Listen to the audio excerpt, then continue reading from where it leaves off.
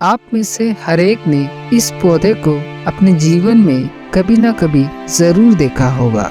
शायद आप सभी ने इसे भारत में ही उगने वाला एक आम पौधा समझा होगा, पर दोस्तों ये पौधा अमेरिका के एक राज्य फ्लोरिडा में एक कस्बा है लैंटाना। वहाँ से कुछ यूरोपियन इसे भारत में सुशोभीकरण के नाम पर लेके आए थे और इसी पौधे के नाम पे उस कस्बे का नाम लैंटाना पड़ा है। 150 से अधिक किस्मों में पाए जाने वाला ये पौधा सुशोभीकरण के नाम पे 100 साल पहले लगभग $1 से $1.5 में आसानी से बिकता था और बस इसी के कारण लोगों को इसका चस्का लगा था।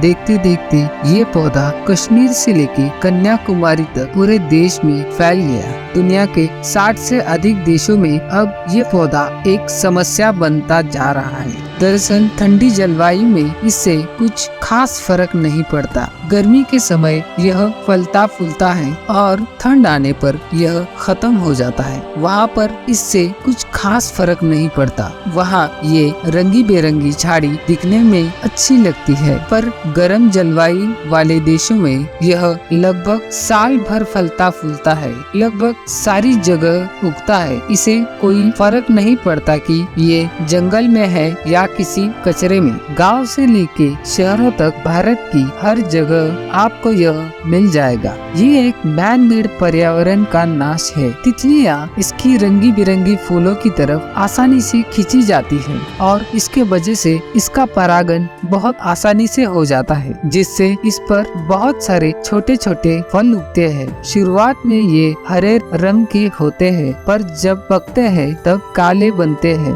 और पंछी इसे खाकर इसके बीज हर जगह फैलाते हैं। ये लगभग 1.5 से 2 मीटर तक उगते हैं। चलिए जानते हैं हमारे पर्यावरण पर इसका क्या असर होता है। अगर जंगलों की बात की जाए तो आपको आसानी से वहाँ यह पौधा मिल जाएगा। ये बहुत घना होता है, इसलिए यह कीट पतंगे और पंछियों के लिए स्वर्ग है। इतना घना होने के कारण ये किसी भी दूसरे पौधे को अपने नीचे उगने नहीं देता। इसी की वजह से उस लोकल जंगल में पाए जाने वाले हर एक लोकल वनस्पति को यह लगभग खत्म कर देता है। इसके कारण वहाँ की मूल वनस्पति धीरे धीरे नष्ट होती है। इसके खुद के पत्ते घास खाने वाले जानवरों के लिए जहरीले होते हैं। बेचारे जानवर खाने की तलाश में इंसानी रिहायशी इलाकों में घुसते हैं। उनके पीछे मांस खाने वाले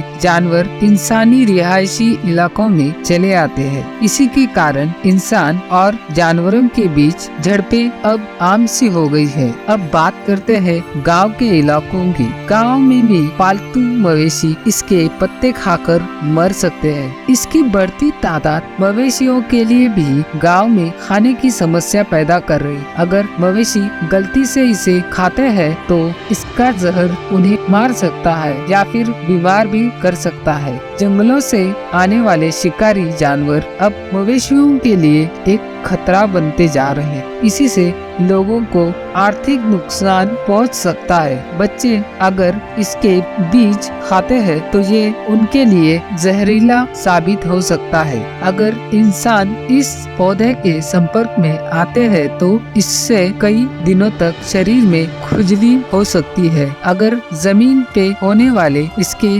दुष्प्रभावों की बात करें तो यह पानी बहुत लेता है। इसके कारण जमीन सूखी पड़ जाती है और इसे बहुत सारे पोषक तत्वों की भी जरूरत होती है। नतीजतन जमीन बंजर होने लगती है। अगर इसको ऐसे ही हम फैलने देते हैं तो एक दिन यह पूरे धरती पे फैल जाएगा। ये पंछी और कीट पतंगों के लिए वरदान है, पर इंसान और शाकाहारी जानवरों समेत मांसाहारी जानवरों को एक खतरा है। अगर बात की जाए इसके हटाने की तो दुनिया भर में अलग अलग तरीकों की बात होती है। इसमें से कुछ बहुत महंगे हैं तो कुछ खतरनाक। अगर बात सिर्फ भारत की करें तो 1 किलोमीटर स्क्वायर से इसे पूरा हटाने को लगभग 14 लाख का खर्च आता है। अगर इसके हिसाब से पूरे देश का कैलकुलेशन किया जाए तो लगभग पूरे देश से इसे मिटाने को 10 अरब का खर्चा आएगा। ये रकम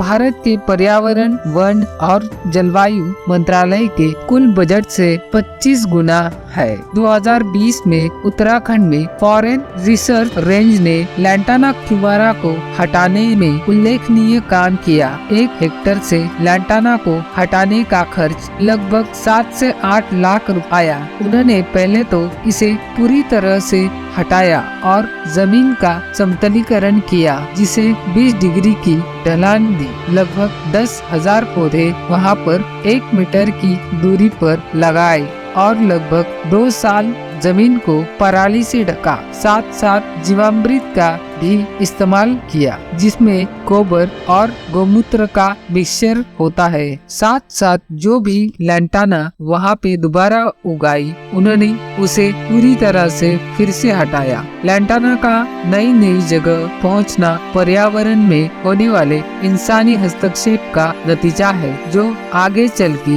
इंसान और पर्यावरण दोनों के लिए भी हानिकारक है। आपको ये जानकारी कैसी लगी हमें कमेंट करके जरूर बताइएगा। हम आपके लिए ऐसे ही नए नए टॉपिक लाते रहेंगे। देखने के लिए सब्सक्राइब जरूर करें। मिलते हैं ऐसे ही दूसरे एपिसोड में। तब तक के लिए अपना और अपने परिवार का ख्याल रखिए।